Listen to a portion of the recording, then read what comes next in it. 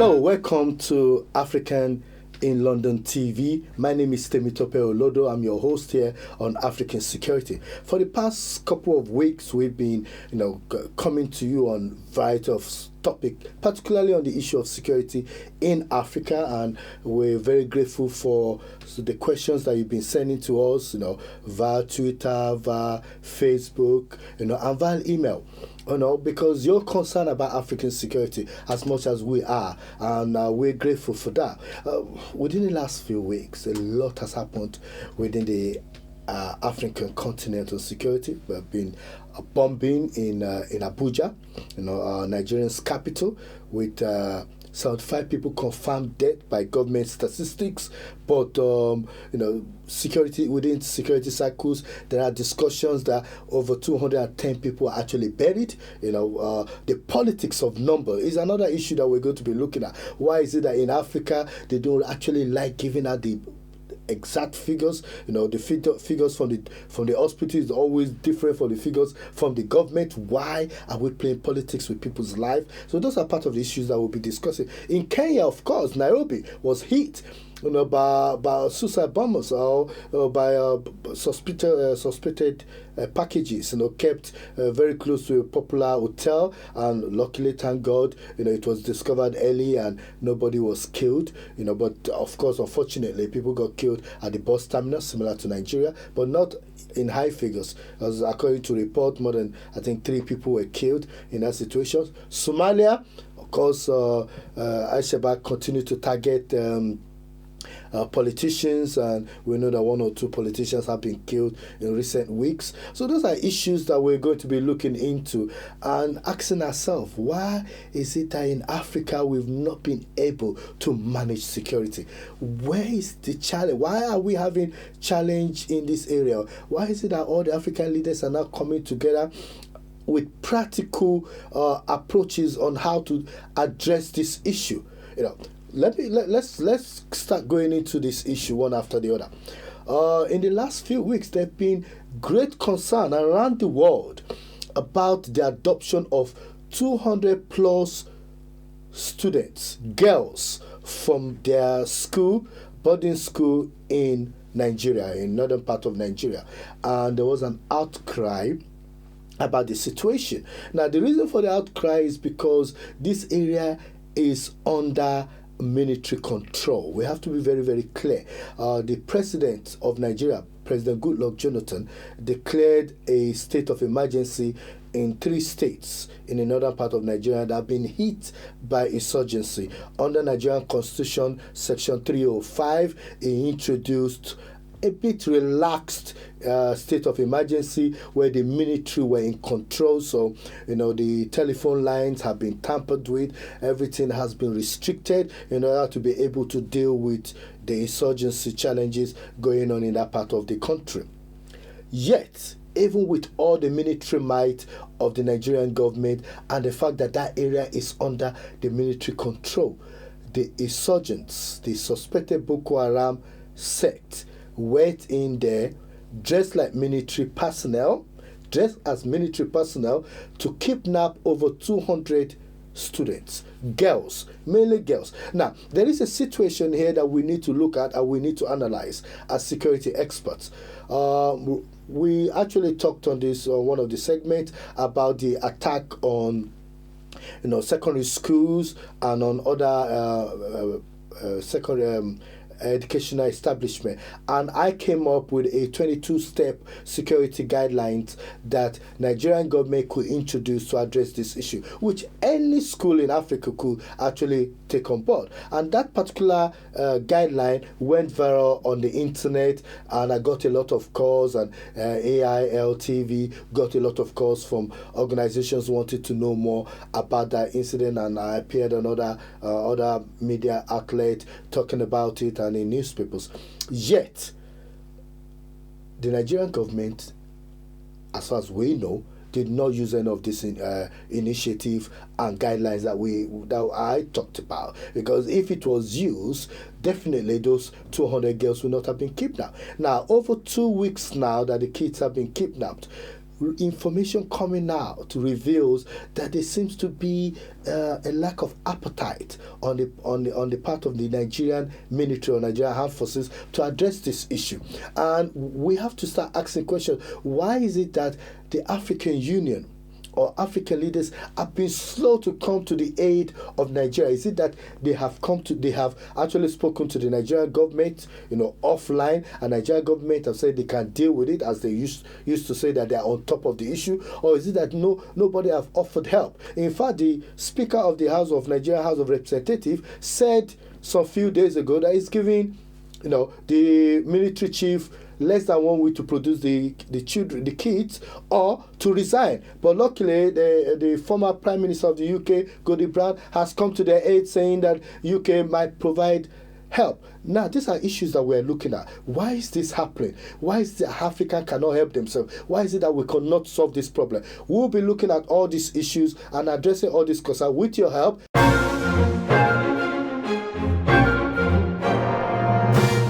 The last question that was asked, and which I'm quite interested in, is that why is it that we are slow? We have a zombie approach to security management in Africa. Why is it that the African leaders have a kind of a talking shop approach to the issue of security and not having a smarter objective to dealing with issue of security? Why is it that security experts in Africa seem to be ignored on issue of security? Because we have a lot of security experts, people that have got skill set in this field, especially within the African diaspora. We have a lot of people in the UK, in America, in Australia, who are Africans with the skill set, who's been involved in Iraq, in Afghanistan, who has helped a Western government in dealing with the issue of insurgency. Yet, we've not heard stories about any of them being invited by the African Union, as expert witness to give, to share their expertise in dealing with this issue of insecurity in Africa. Now, we need to understand, and it's very, very important that we understand that violence extremism is growing at an alarming rate in Africa. In CAR, the country is at the verge of being separated, along religious line. In Chad, kids, gang youths are being recruited to help in planting bombs in Nigeria.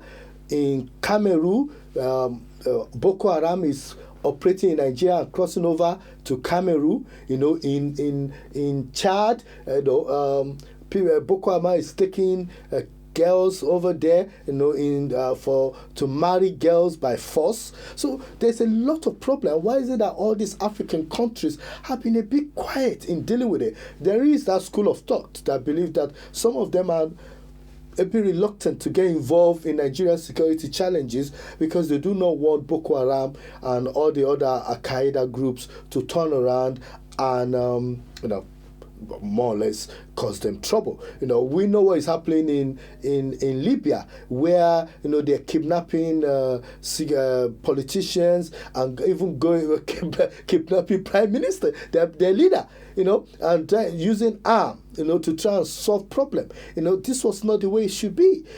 So the problem in Libya had split into Mali. And then the problem in Mali has transferred into Nigeria, and all the other countries in Africa are suffering. And the question we are asking now is that why is it that African Union, and ECOWAS have not been able to solve the problem of Africa? Why is it that we are having this problem? High kidnapping, rituals, baby factories, terrorist attacks, in Africa, and yet we are unable to solve our problem. We have to wait for the United States or for the UK to say one or two things before we're able to actively, stand up and do things. Our leaders seem to be comfortable riding around and jumping from one meeting to another without concrete action plans. Now, you need to understand me. I'm not really blaming the military or blaming our security services in Africa that they're not actually working. Far from it. A lot of them are dying in the process of trying to save, our youth and trying to address some of this problem. But yet they are not being strategic in their approach on this matter. And this is why we are talking about it and looking at solutions of how we could address this problem. We are in this segment going to look at this issue and come up with concrete solutions on addressing the challenges of insecurity in Africa. We've been discussing about some of the challenges in Africa with regard to insecurity and the sense of reluctancy and lack of the appetite from our leaders to actually engage these insecurity challenges head on. And there are a lot of assumptions and theories out there, and I think we're going to start looking at each one of them. After the Yaya bombing in Nigeria, there was a lot of accusation and co-accusations, government blaming the opposition for being involved in the bombing, why the president was seen dancing afterwards, there was nothing to show that there was concern about the issue of the insecurity. Since the bombing and since the kidnapping in Nigeria, for example, Nigerian government have been saying that they're looking into the issue, they're working on the issue, they're looking at how to resolve the problem. But a lot of accusations have been thrown around. So I want to look at this issue, and it's not just only in Nigeria, or Sierra Leone or in Niger where this issue is happening. So insecurity, as it happens, it seems as if our leaders are quick to jump, go in front of the media to say we're going to deal with it, we're on top of it. But afterwards, nothing seems to be happening. And I want us to start addressing this issue one. Why is it that our leaders, both the main party in government and the oppositions can't work together on the issue of insecurity? Why is it that when there is an incident, a bombing, the opposition party can't stand up and say, we are with the president on this issue, or we are with the leaders, we are going to call up, picking up the phone? Why is it that they can't pick up the phone to Jonathan to say, as the father of the nation, we sympathize with you about this bombing, how can we help you? It seems as if they are happy that the bombing is happening and they are quick to blame the president, and as a result the president becomes or the opposition, the main party becomes angry and say things which they're not supposed to say, in the process hitting up the polity. So our leaders need to be re-educated on the ethics of politics. They need to sit down and do their homework on how to work together on this issue, because what affects one affects all. Now, this issue is also affecting us in Africa, in the diaspora, because in the diaspora, our youth are watching these issues. Some of them are being radicalized, and we've talked about this, here. We know that the Prime Minister in the United Kingdom is very concerned about kids going to Syria and coming back. How many youths in the UK who are Africans are going into Africa to get involved in El Shabaab or Boko Haram, or to be involved in violence extremism? Do we know the figures? Should the Prime Minister be concerned about that? Is there radicalization going on in our community, and who is walking into it? Who is addressing those issues? Somalians, we know, are going there. We know that some Nigerians are also getting involved. Who is dealing with this issue? What are we doing in our community to stamp out violence extremism, to address all these issues? Apart from that, what are we doing to invite Africans in the diaspora with expertise in this skill set to address this issue?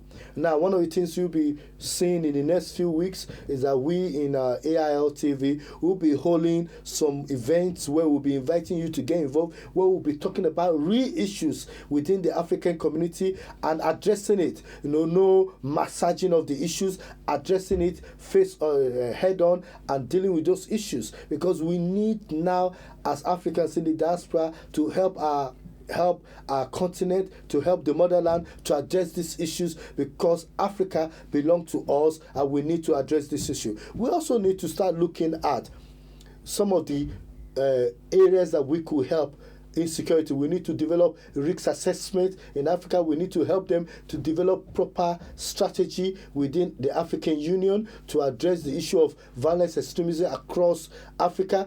They need to start using expertise of Africans in the diaspora, and we hope as they listen to our broadcast, as you send us emails on these issues and send us questions that you want us to address, that these questions will be taken serious by our leaders, and our leaders will start sitting up and doing what they're supposed to do. Thank you very much for watching.